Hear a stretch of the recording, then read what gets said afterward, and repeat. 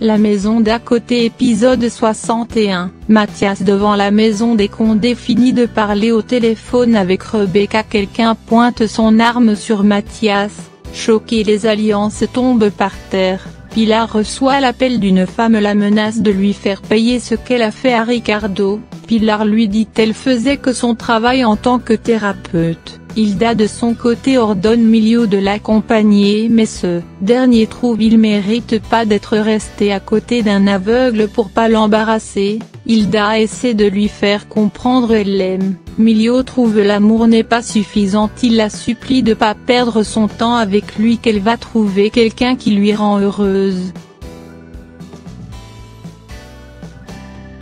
Ismaël compte emmener Ignacia à un endroit, elle est pas intéressée.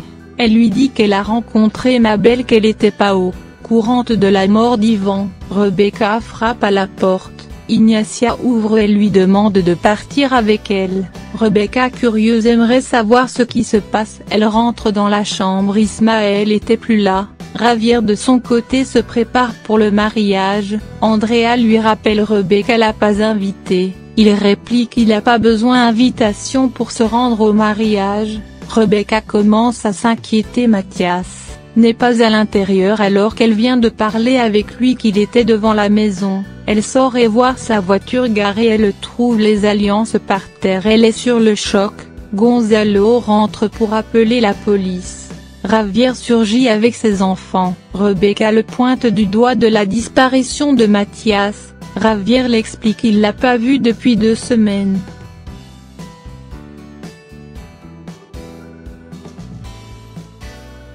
Eva prévient Ignacia, Mathias n'est pas encore arrivé, elle repense à ce qu'Ismaël lui a dit, elle descend les rejoindre en pleine discussion, elle les informe Adolfo était là, elle est sûre c'est lui qui l'a enlevé. Rebecca dévastée pointe du doigt la famille Condé d'être le responsable de l'enlèvement de Mathias par vengeance, s'appuyant Eva lui a forcé d'organiser le mariage ici. Pilar surgit et essaie de calmer sa sœur. De l'autre côté, Mathias attaché, Adolfo l'assure il va pas sortir de cet endroit vivant.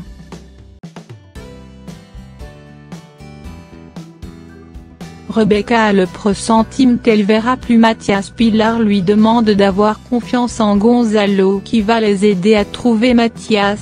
Adolfo dit à Mathias toute cette tragédie c'est la faute de Javier, s'il avait pas débarqué à son garage à l'époque tout ça ne serait pas arrivé. Il s'en prend par la suite à son père d'avoir travaillé chez les Condé pour l'accuser et finir handicapé qui a causé sa mère à l'abandonner, il aurait une belle famille. Il explique à Mathias c'est Javier qui l'a embauché pour marier à Ignacia pour arriver à ses fins. Quelqu'un arrive, Mathias demande qui c'est.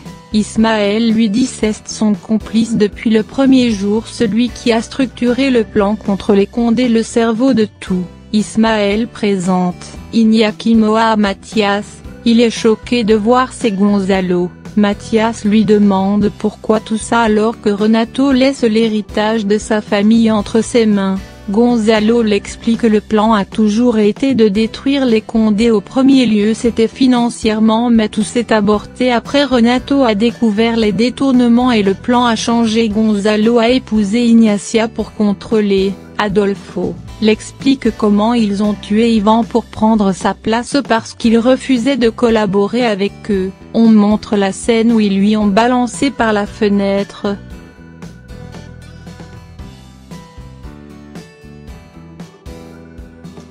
Il avoue d'avoir tué le chien d'Ignacia.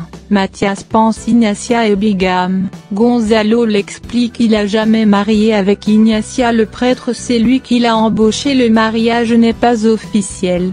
Gonzalo avoue c'est lui qui a étouffé le jardinier, celui qui a séquestré Ignacia, l'infirmière, tout ce qui constitue un obstacle à leur plan, l'accident de Lydia.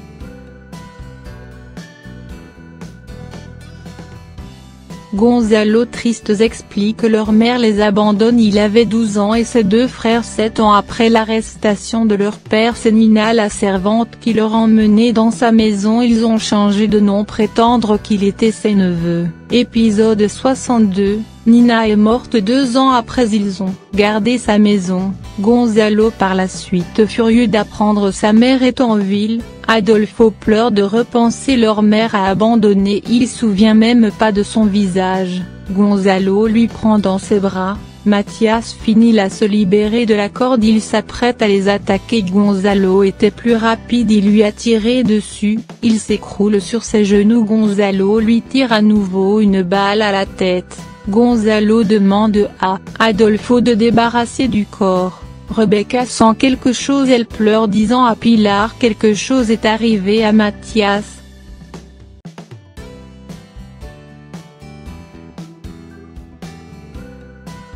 Elle se rend au commissariat, signale la disparition de Mathias et dit elle sait qui est le responsable. Javier propose à Pilar de revenir vivre avec Rebecca dans la maison pour vivre en famille, mais elle n'est pas intéressée à ça. Elle l'interroge sur la nuit où tout le monde le cherchait. Javier lui dit peu importe, elle va pas le croire. La police surgit, lui montre un mandat de perquisition. Javier les explique qu'il était chez lui lors de l'enlèvement. Les officiers lui demandent donc pourquoi Mathias avait demandé une ordonnance de protection contre lui. Les officiers exigent une réponse à chaque question.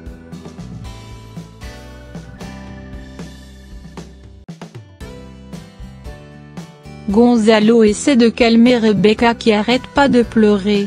Rebecca l'explique, elle a dénoncé Javier, qu'elle est sûre c'est lui. L'interrogatoire continue, un policier surgit, leur demande de sortir. Choqué dans la voiture, on voit le cadavre de Mathias. Gonzalo pendant ce temps rigole en voyant la scène.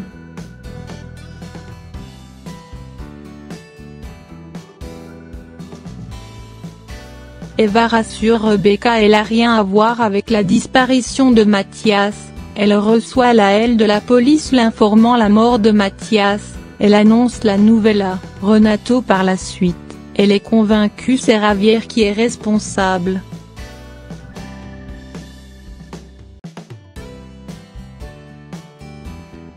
Les deux frères célèbrent leur victoire. Ismaël demande à son frère de transférer l'argent de Renato sur un compte et de partir très loin d'ici. Gonzalo lui dit beaucoup plus de sang doit couler pour que le nom des Moa reste gravé dans leur mémoire. Gonzalo explique à la famille la mort de Mathias et c'est Javier le responsable. Eva leur dit c'est impossible d'être Javier. Carola réclame des explications, elle court dans sa chambre. Pilar essaie de réconforter Rebecca qui n'arrête pas de pleurer. Elle se rend en prison. Javier jure c'est pas lui le meurtrier, il avoue qu'il était avec Eva en train de discuter lors de la mort de Mathias.